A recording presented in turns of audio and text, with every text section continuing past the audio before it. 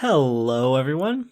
We're knee deep in the new Commander Legends spoilers, and I've got some spicy combos that you probably haven't seen yet. Before we get to that, remember to like and subscribe, or check out my Patreon if you want to support me directly. I really appreciate it.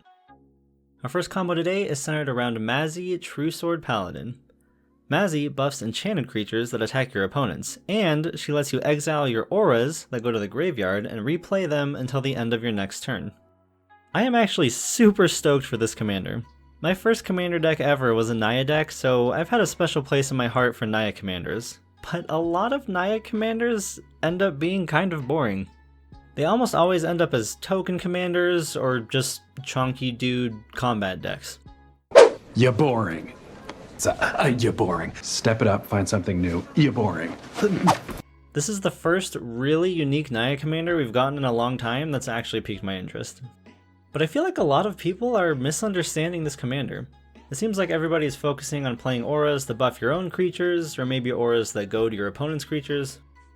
But I think the best thing you can do with this commander is to basically ignore the first ability and play auras that don't go on creatures. Since Mazzy lets you replay any aura from your graveyard, you can play an Unbridled Growth for 1 mana, sack it to draw a card, and then just play it again as many times as you want. This is a great source of card advantage, and your deck will probably be running a bunch of Enchantress effects that you can trigger over and over again.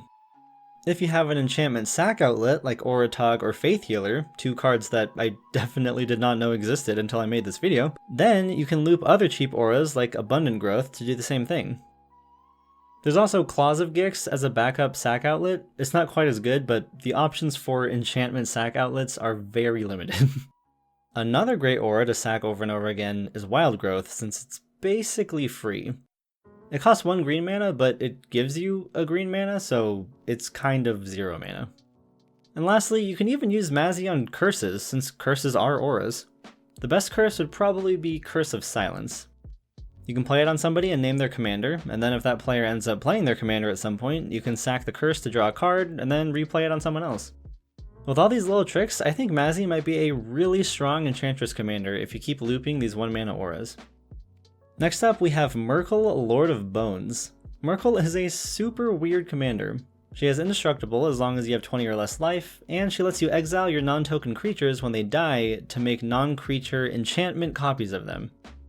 Yeah, that's kind of confusing, so here's an example. If you have Myrkul in a Llanowar Visionary, and then the Llanowar Visionary dies, you can use Myrkul to exile it from your graveyard. Then you'll make an enchantment with the name Llanowar Visionary that draws a card when it ETBs and can tap to make a green mana. But it won't be a creature anymore, it'll just be an enchantment. You can do some crazy things with this commander. For our combo, we're looking at Devoted Druid. If you have a Devoted Druid die while Myrkul is out, you'll make a Devoted Druid enchantment that you can tap infinitely to make infinite mana. Ah, Benny the Platypus, what an unexpected surprise! And by unexpected, I mean completely expected! Yeah, I'm just kidding. Devoted Druid isn't a spicy combo piece anymore because it combos with literally everything. Here's the real spicy combo. The card that I want to run in my Myrkul decks is actually Mirage Mirror. Mirage Mirror lets you pay 2 to make it into a copy of basically anything. So here's the combo. You play Myrkul and the Mirror, and then you pay 2 to make the Mirage Mirror into a copy of your Myrkul. Now since you have 2 Myrkuls, the Legend rule will happen, so you take your original Myrkul and put it into the graveyard. Since your commander just died, the Mirage Mirror Myrkul will let you exile it to make an enchantment token copy of it. So you exile your commander from your graveyard and put it back into your command zone, and now you'll have an enchantment token version of Myrkul on the board. Now the Legend rule will trigger again, so you can put the Mirage Mirror into your graveyard and make an enchantment token version of it with your Myrkul token. So when everything's done, you have a token enchantment Myrkul and a token enchantment Mirage Mirror. Now, you might be wondering what the point of all this was. Well, the point is that you end up with a Myrkul that's not a creature anymore. Assuming you have 20 or less life, you'll have an indestructible enchantment Myrkul token. And indestructible enchantments are very hard to get rid of. Sure, having a 7/5 indestructible creature is nice, but if you're playing a Merkle deck, then your deck is probably built around abusing her second ability as much as possible, so you can use this combo to make a token version of your commander that'll just be very difficult for your opponents to remove, which should set you up pretty well for the rest of the game.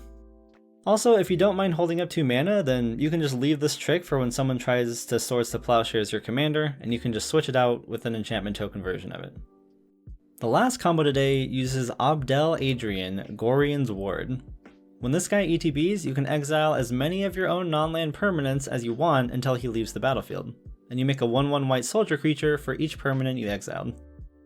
For our combo, we're going to need 2 other cards, Touch of the Spirit Realm and Oblivion Ring. So here's the steps. Step 1, play an Oblivion Ring on literally anything.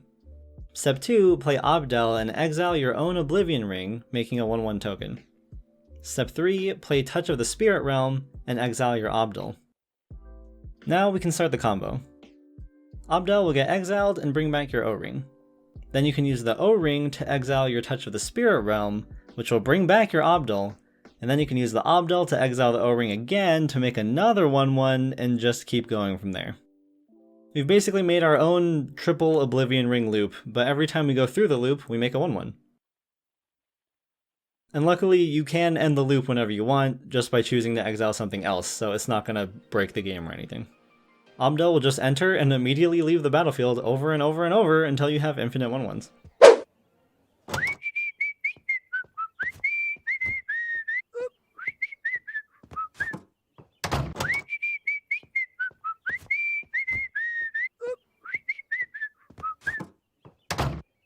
Oh yeah, this is a 3-card combo, but I still think it's really good.